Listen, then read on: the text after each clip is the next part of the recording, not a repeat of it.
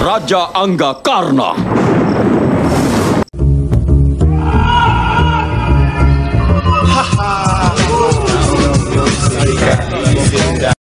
Setelah Widura mengutuknya serta meninggalkannya begitu saja, Restarasa pun kebingungan, sedih, bahkan lebih parah ketika mengetahui istrinya, yaitu Gandari Ngalengharep. Gandari! Sementara para Pandawa yang sedang berduka dikejutkan dengan kedatangan Ibu Kunti yang mengatakan jika dia semakin tua, namun terus merasa dilahirkan kembali dengan beban yang semakin menumpuk di pundaknya.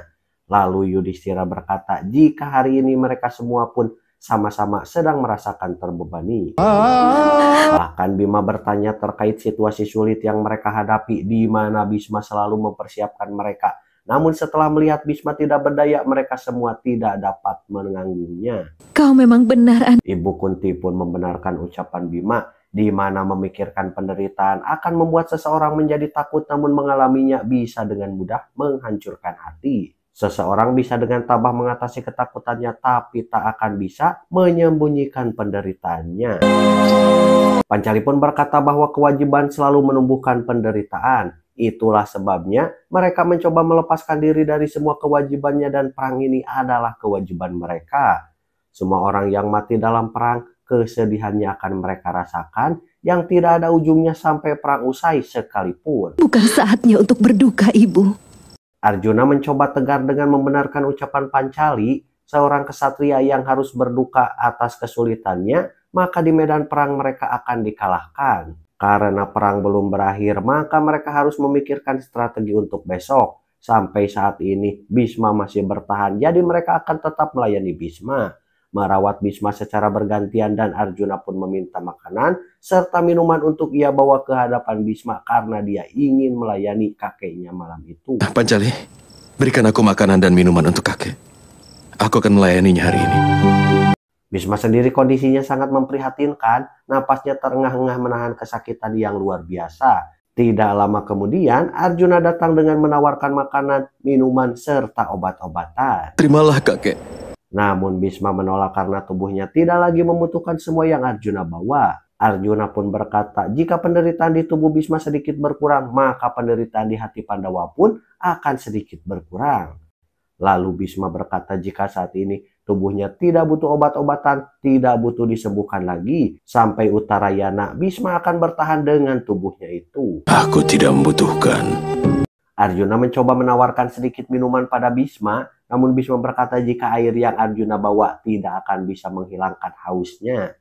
Bisma pun meminta agar Arjuna menggunakan kekuatannya untuk memercikan air supaya Dewi Gangga bisa menemui Bisma. Sudah lebih dari cukup untukku.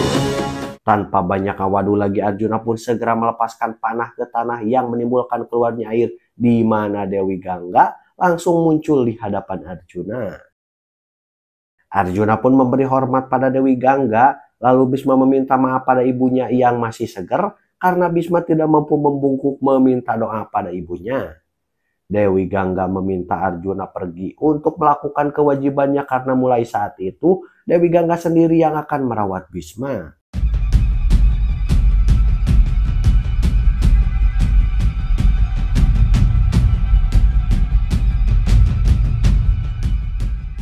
Setelah Arjuna pergi, Dewi Gangga menasihati Bisma, menjawab semua keraguan Bisma yang terlihat putus asa karena merasa telah melakukan dosa besar.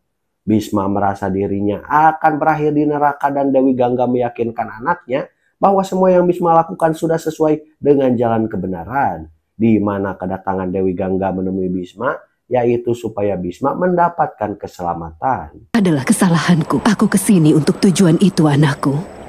Dewi Gangga berkata agar semua kesalahan juga dosa Bisma dihanyutkan dengan tetesan darah dari tubuhnya. Biarkan mengalir sebagai pengetahuan, dan jika ada orang yang mendatanginya, maka berikanlah pengetahuan pada orang tersebut. Dewi Gangga berjanji akan selalu ada di dekat Bisma, dan setelah kematiannya maka Bisma akan ia nantikan di Nirwana untuk dilahirkan kembali. Aku akan selalu berada di dekatmu. Setelah meyakinkan Bisma, Dewi Gangga pun mundur kemudian menghilang, yang menimbulkan cipratan air yang tepat mengenai wajah Bisma. Bisma berkata jika hari ini dia merasakan hilangnya haus dalam tubuhnya sambil tersenyum. Sudah terpuaskan. Beralih ke tenda Kurawa di mana Duryodhana berkata di hadapan para kesatria di pihaknya bahwa Bhisma telah dikalahkan, namun itu bukan alasan bagi mereka untuk takut. Karena kenyataannya Bhisma tidak dikalahkan, melainkan dia kalah karena memenuhi sumpahnya untuk menurunkan senjata di hadapan Dewi Amba. Tapi kejadian ini, Duryodhana memberikan semangat pada para kesatria bahwa Bhisma yang agung adalah kesatria besar yang tidak diragukan lagi. Namun mereka masih memiliki kesatria besar lainnya di mana orang tersebut akan membuat Dewa Indra sekalipun kesulitan menghadapi panah-panahnya. Orang itu memiliki kekuatan hebat dan senjata yang dahsyat yang tak kalah hebat dari senjata Bhisma. Dia juga murid dari para Surama. Kesatria tersebut akan maju di medan perang sebagai panglima perang Kurawa dan semua orang pun tersenyum menatap ke arah Guru Drona karena sudah sesuai dengan kriteria yang Duryodhana sebutkan. Lalu Duryodhana berkata di hadapan Guru Drona dengan mengulangi ucapannya tadi dan menunjuk Raja Anggakarna. Raja Anggakarna. Jelas saja, perkataan Duryodhana yang menunjuk Karna sebagai panglima perangnya membuat Guru Drona ruas. Bahkan semua orang yang ada di sana pun merasakan kaget yang luar biasa. Duryodhana pun meminta agar Karna menunjukkan kehebatan dan keberaniannya. Dia memenuhi takdir Karna, di mana Karna tak punya alasan untuk ragu dalam menyerang Pandawa karena bukanlah saudara, apalagi muridnya. Murid-muridmu. Tanpa Duryodhana sadari perkataannya itu telah membuat Guru Drona tersinggung. Ditambah lagi ucapan Duryodhana yang mengatakan bahwa hanya Karnalah yang akan melenyapkan para Pandawa. Sangkuni dan juga Aswatthama merasa kesal atas keputusan dari Duryodhana. Sedangkan Guru Drona sendiri tidak berkata sepatah kata pun, selain ngaleos pergi meninggalkan mereka semua.